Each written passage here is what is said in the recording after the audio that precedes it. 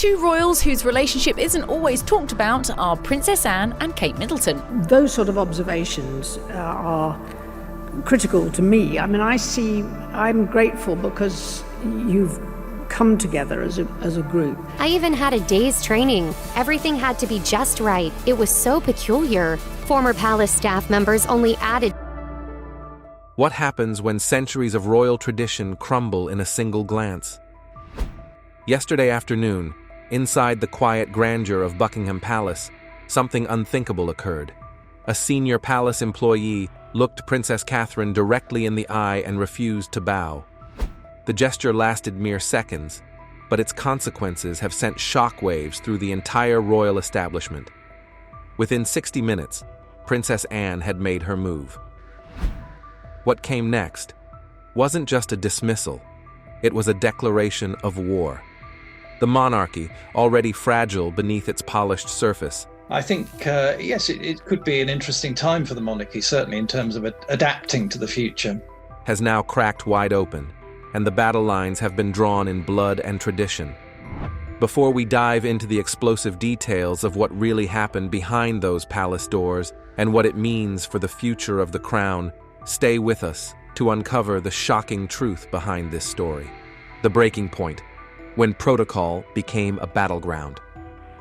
It began like any other Tuesday. The east wing of Buckingham Palace was buzzing with the usual rhythm of royal life. Princess Catherine had been scheduled to meet with a delegation of regional trustees, a routine engagement that required nothing more than polished smiles and diplomatic conversation. Staff members had positioned themselves along the corridors, protocol documents were distributed with military precision, and everything seemed to flow according to the ancient rhythm that has governed palace life for generations. But then came the moment that would change everything. As Catherine moved through the hallway with her characteristic grace, one senior attendant stood frozen. The employee's eyes met Catherine's, held steady for a beat too long, and then the unthinkable happened. No bow, no curtsy, no acknowledgement of royal hierarchy whatsoever. It wasn't a dramatic rebellion, no shouting or defiance, just a simple, devastating refusal to follow the most basic rule of palace conduct. The air in that corridor turned ice cold. Other staff members present described feeling their hearts skip. Some couldn't believe what they were witnessing. Others stood paralyzed, uncertain whether this was an innocent mistake or something far more calculated. Courtiers exchanged nervous glances, their faces betraying the alarm bells ringing in their minds. This wasn't just about manners or forgotten protocol. In the rigid world of royal service, such an act carries weight beyond imagination. Catherine herself showed no visible reaction. Her posture remained perfect, her expression unchanged. She didn't scold, didn't demand an explanation, didn't even pause in her stride. But those who know her well understood that her silence was more powerful than any reprimand could have been. That composed stillness, that refusal to acknowledge the insult, created a tension that spread through the palace like wildfire, and it didn't take long for that fire to reach Princess Anne. Anne didn't wait for official reports or formal complaints. Within the hour, she had taken action. The staff member's security clearance was immediately revoked. Their name disappeared from all royal schedules. Departmental heads received a terse message that left no room for interpretation. This individual was no longer welcome in any capacity within the royal household. The speed and severity of Anne's response left even seasoned palace insiders stunned. This wasn't merely about enforcing etiquette. This was about sending a message that would echo through every corner of the establishment. The phrase Anne reportedly used when dismissing the employee has already become legendary among those who heard it. "You bow to the future," she said, her voice carrying the weight of absolute authority. Those 5 words revealed everything. This wasn't a personal matter between staff and royalty. This was political theater, carefully calculated and brutally executed. But the question that haunted everyone who heard about it was simple. Did Anne act on her own instincts, or was she executing orders from higher up? Whispers immediately pointed toward King Charles. Though he wasn't present during the incident, palace sources suggest he had recently expressed deep concern about growing tensions within the household. Some believe Anne was acting as his enforcer, delivering swift justice to prevent further erosion of royal authority. Anne, Princess Royal, has been known to some as her royal rudeness, but she's also been called the monarchy's trustiest anchor over the years. Others, however, are convinced Anne made this decision entirely on her own, driven by her personal understanding of palace rebellion and her fierce determination to protect the institution she has served her entire life. The identity of the dismissed staff member has been kept completely secret. Whether this secrecy protects the individual or protects the palace itself remains unclear. But what is clear is that this wasn't an isolated incident.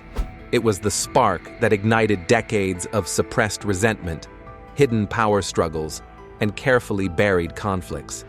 And now, those flames are spreading rapidly through every level of the royal hierarchy. The Silent Alliance, Anne's hidden protection of Catherine. Long before the public fell in love with Catherine's elegance and poise, Princess Anne had already made a private decision. She would not allow the palace machinery to destroy another woman the way it had destroyed so many before her. Anne, who spent decades as the monarchy's most dutiful servant, had learned painful lessons about what the institution demands from those who serve it.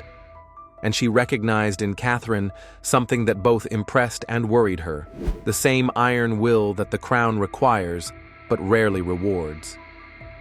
In the early years of Catherine's royal life, the two women maintained a careful distance. Their public interactions were polite but minimal, never more than what protocol demanded. Yet behind closed doors, Anne watched Catherine with intense focus. She studied how the younger woman handled media storms without cracking, how she moved through endless duties without complaint, and most importantly, how she remained strategically silent even when the monarchy itself seemed on the verge of collapse. Anne, who had once been labeled the monarchy's reluctant workhorse, saw disturbing echoes in Catherine's journey. The same pattern of being decorated with honors while being burdened with impossible expectations. The same experience of being celebrated publicly while being isolated privately. Anne understood the terrible cost of being dutiful in a family that consumes its most loyal members, and she recognized that cost being slowly extracted from Catherine. In private conversations with King Charles, Anne had shared her observations. Charles reportedly confessed that Catherine reminded him of their late mother, not in personality or public charm, but in strategic thinking and careful calculation. It wasn't meant as criticism. She has learnt so much from the Queen. The Queen always looks for the positives, not the negatives, and Kate is now doing the same. It was an acknowledgement of reality. Catherine had evolved beyond being simply a supportive royal spouse. She was positioning herself, whether consciously or not, as a future anchor of the entire institution, not through aggressive ambition, but through consistent, flawless behavior that made her indispensable. Anne listened to these confessions without offering much opinion, but internally, her determination hardened. She had made a vow to herself that she would not sit idle while another woman was groomed for sacrifice under the banner of duty and honor. Anne had never sought the spotlight for herself, never chased public approval or media attention.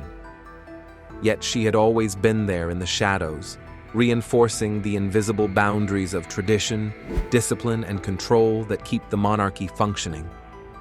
But now Anne could feel something shifting beneath her feet. Catherine's carefully cultivated grace and her growing influence were creating ripples of unease among the old guard, the senior staff members, particularly those who still spoke in hushed tones about Diana as the one who broke everything. Princess Diana will always be remembered as a groundbreaking force for change. The late royal broke down barriers by embracing her soft side, began viewing Catherine with suspicion. What had started as admiration for her composure slowly transformed into fear about her ambitions. She was too polished, too perfect, too strategic. Her grace wasn't natural, they whispered. It was calculated. The older courtiers, the ones who believed power should only come through bloodline inheritance, started to see Catherine as a threat. Not because she was openly challenging anyone, but because she was making the crown her own without asking anyone's permission. And that kind of quiet authority terrified people who had spent lifetimes maintaining strict hierarchies. Anne found herself caught between defending tradition and defending Catherine. She saw what others refused to acknowledge.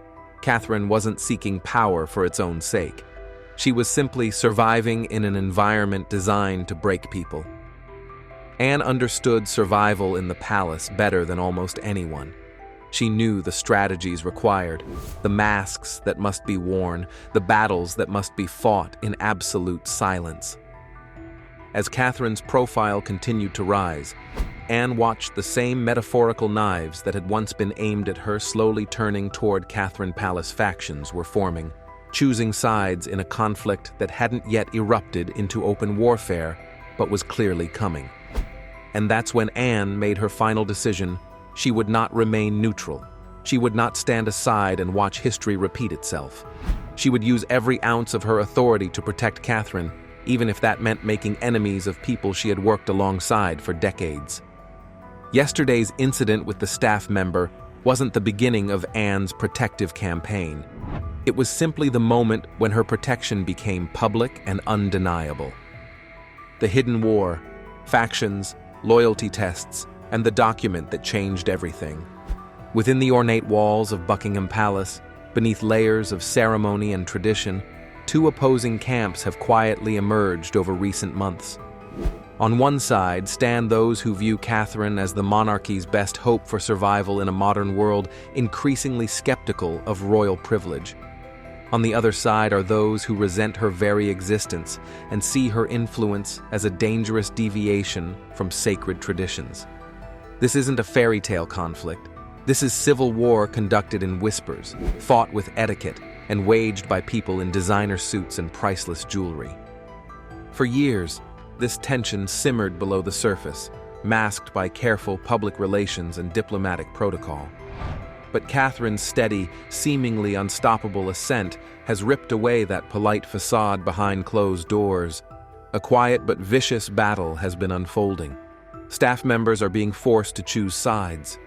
Casual conversations are monitored for signs of disloyalty. Every gesture, every word, every slight deviation from expected behavior is being cataloged and reported to various power centers within the palace. The divisions run deep.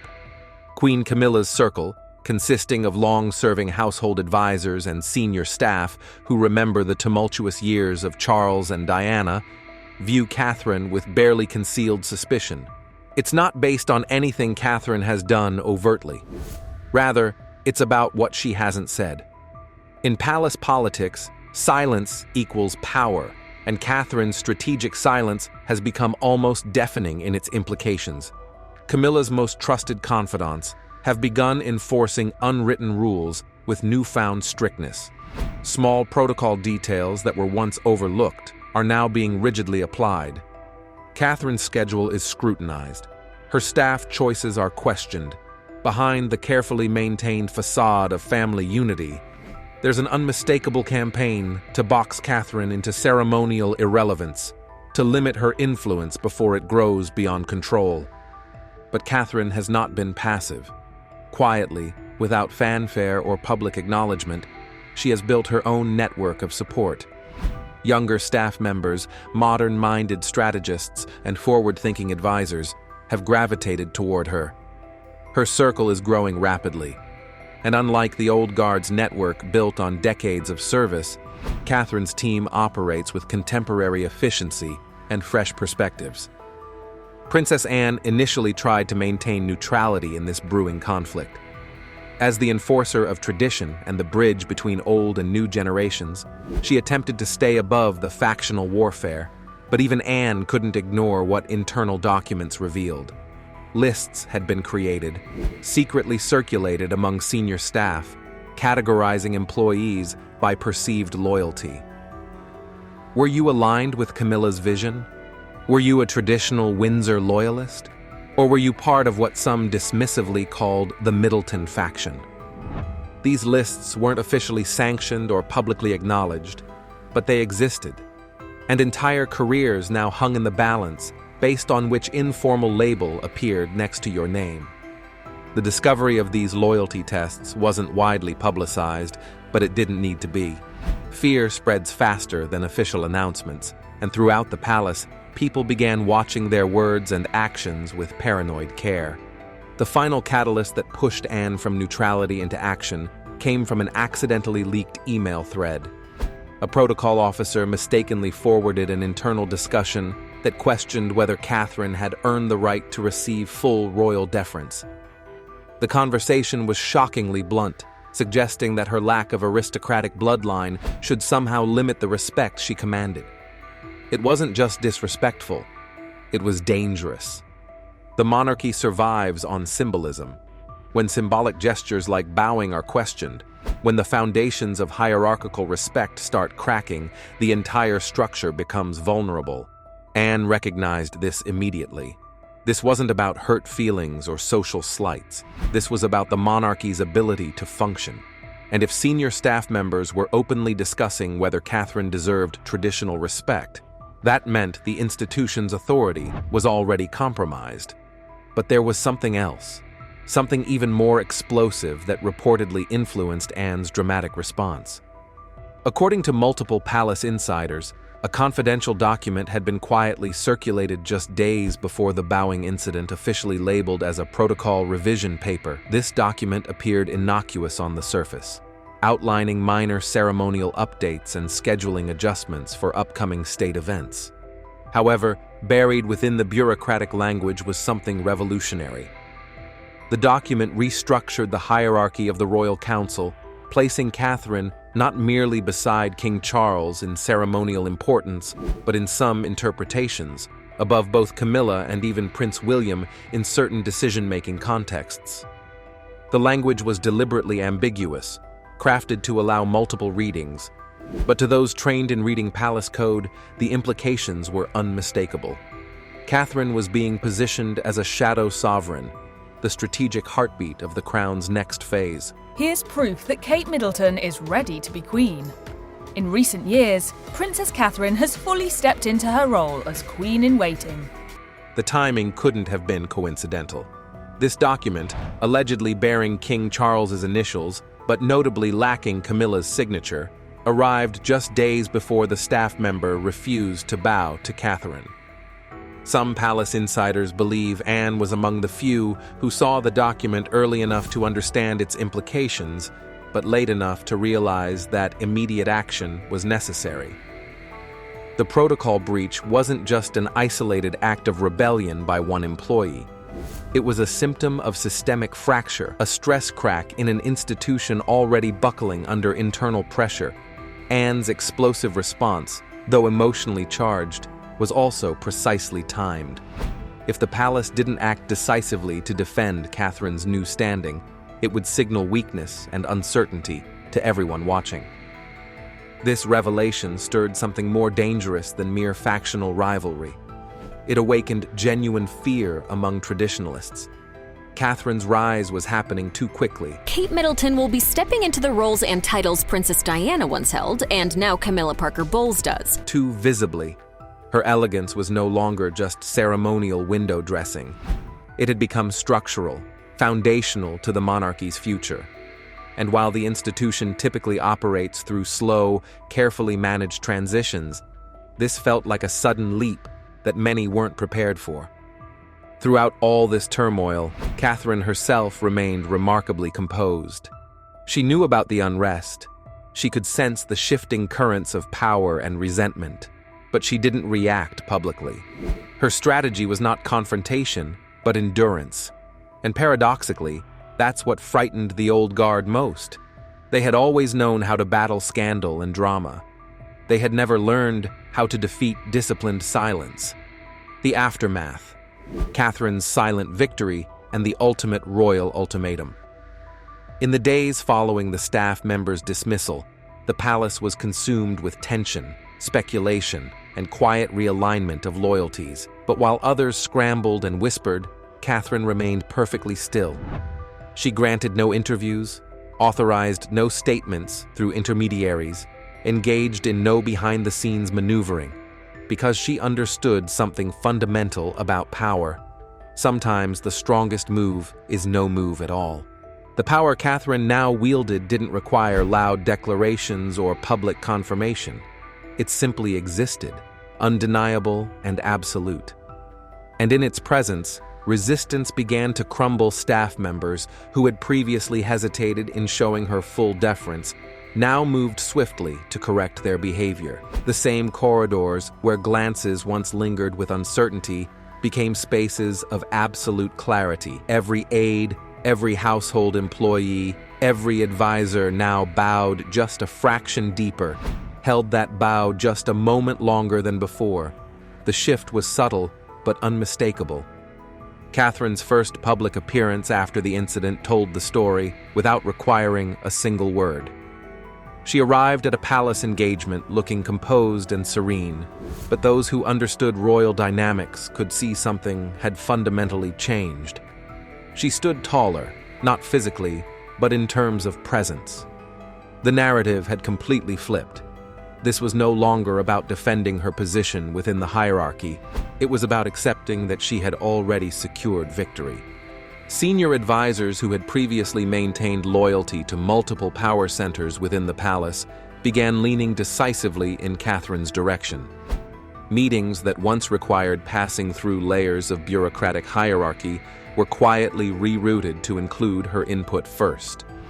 Directives that technically required the king's signature were reportedly being pre-approved in private consultations with Catherine. The reshuffling of power wasn't announced through official channels.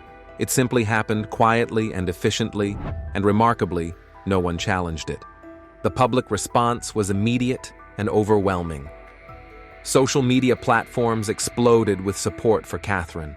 Hashtags celebrating her strength and grace trended globally. Photographs of her entering the palace with head held high and expression unreadable went viral within hours. Commentators noted the beautiful irony. Catherine hadn't broken her silence, yet somehow she had become louder and more influential than anyone else in the royal family. Even skeptics, those who had harbored doubts about her growing role, admitted there was undeniable power in her restraint. This wasn't passive acceptance or quiet submission. This was authority earned through consistency, claimed through excellence, and now becoming undeniable through results. The monarchy, whether it had planned for this or not, was being reshaped around her. Behind this calm ascendancy, however, rumors continued circulating about what was really happening in the palace's inner sanctums.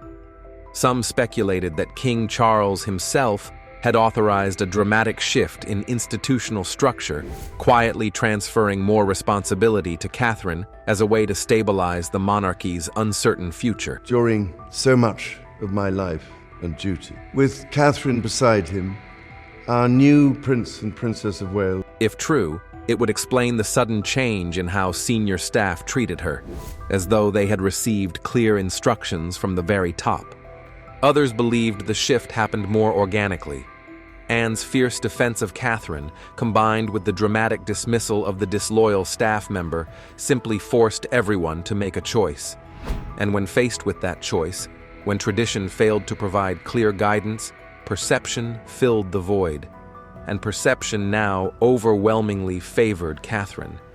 Yet beneath all the visible loyalty shifts and public adoration, one crucial truth remained. This wasn't the end of a conflict. It was merely the conclusion of one battle in a much longer war, because Princess Anne's decision to defend Catherine so aggressively wasn't just about the immediate incident. It was a warning shot, a message encoded in fury and tradition, signaling that something far more consequential had been set in motion. According to sources with access to the palace's most confidential discussions, a document has been circulating among the highest levels of royal authority. This isn't another protocol revision. This is something far more significant. The document, which reportedly makes no public mention of recent scandals but carries enormous transformative weight, outlines a transition not merely of titles but of actual governing control within the monarchy. The language in this document is careful but clear. It doesn't explicitly name Catherine as the next queen, because that title is already determined by succession law. Instead, it refers to her with deliberate, powerful phrasing as the sovereign guide of transition, not an accessory to the crown, but its compass and command center. And beside these bold declarations, allegedly, sit the signatures of every senior royal advisor and strategist, except for two notable absences: King Charles, whose approval reportedly came with hesitation and caveats, and Queen Camilla, whose signature was never requested in the first place. Princess Anne, silent and dutiful for decades, has apparently stepped into an entirely new role. No longer just the guardian of tradition, she has become the executor of inevitability. Those familiar with the inner workings of the Royal Council, an unofficial but extremely powerful body of senior royals and strategic advisors, say that Anne didn't merely react to a protocol breach. She enacted the first clause of a buried contingency plan, a plan designed for a crisis no one wanted to publicly acknowledge: the fear that King Charles may not hold public confidence or palace unity long enough to secure a stable future. In that potential void, Catherine has been positioned not as one option among many, but as the decision that has already been made. Charles, according to palace insiders, finds himself deeply conflicted. He respects Anne's judgment and understands her reasoning, but he resents the speed with which events are unfolding. He knows what the council is orchestrating, and intellectually, he understands why. But there's a fatherly hesitation in him, a concern that the storm gathering around Catherine could ultimately consume William if not managed with extreme care. Anne, however, has no such pause or doubt. She knows from painful experience that delay invites chaos, that hesitation creates vulnerability. After decades of strategic silence, she is now moving with decisive force. And Camilla, once considered the final figure of mature influence before the next generation took control, now watches events unfold from an increasing distance. Her voice, once influential in palace decisions, has reportedly been excluded from recent critical discussions. Advisors who were once loyal to her now deliver their updates directly to Catherine's office. Camilla may still hold her title as queen, but her grip on actual power has loosened considerably. Queen Elizabeth says she wants Camilla, the Duchess of Cornwall, to be known as Queen Consort when Prince Charles becomes king. And everyone in the palace knows it. Then came the moment that transformed rumor into reality. During a private high-level meeting in one of the palace's formal drawing rooms, staff members were called to attention as King Charles prepared to enter. All eyes turned toward the doorway, following protocol that has been observed for generations. But before Charles crossed the threshold, something extraordinary happened. The entire room turned toward Catherine and bowed. It wasn't coordinated beforehand. It wasn't demanded by anyone. It simply happened, as though driven by collective instinct, and King Charles, witnessing this spontaneous display of deference toward his daughter-in-law, said nothing. He simply entered the room and allowed the meeting to proceed. That single moment revealed everything. The monarchy, whether through careful planning or organic evolution, has already chosen its guiding force for the future, not through formal proclamation or traditional succession, but through something more powerful: demonstrated dominance, earned authority, and undeniable presence. What began as a simple refusal to bow has exposed the deepest fractures within the British monarchy and simultaneously revealed who now holds the real power behind the crown. Princess Anne's swift and brutal response wasn't just about defending protocol. It was about enforcing a new reality that many in the palace weren't ready to accept. Catherine's position is no longer negotiable, and her influence is no longer ceremonial. The institution has made its choice, and that choice has fundamentally altered the royal hierarchy. The dismissed staff member, now vanished from public view, wasn't just an individual who made a mistake. They became the sacrificial symbol of a dying resistance, proof that challenging Catherine's authority comes with immediate and severe consequences. Behind the palace's carefully maintained public image, a transformation is occurring that will define the monarchy's survival in the modern era. Catherine has won this battle not through aggression, but through patient excellence, strategic silence, and the kind of disciplined strength that transforms critics into supporters. As the dust settles on this explosive incident, one thing has become perfectly clear. The future of the British crown isn't waiting for formal transitions or traditional timelines. It's already here, guided by a woman who understands that true power doesn't need to announce itself. It simply needs to be undeniable. If you found this story as fascinating as we did, make sure to hit that like button and subscribe to our channel for more exclusive insights into the hidden dramas of the royal family. Drop a comment below sharing your thoughts. Do you think Catherine's rise is the monarchy's salvation or its biggest risk? We'll see you in the next one.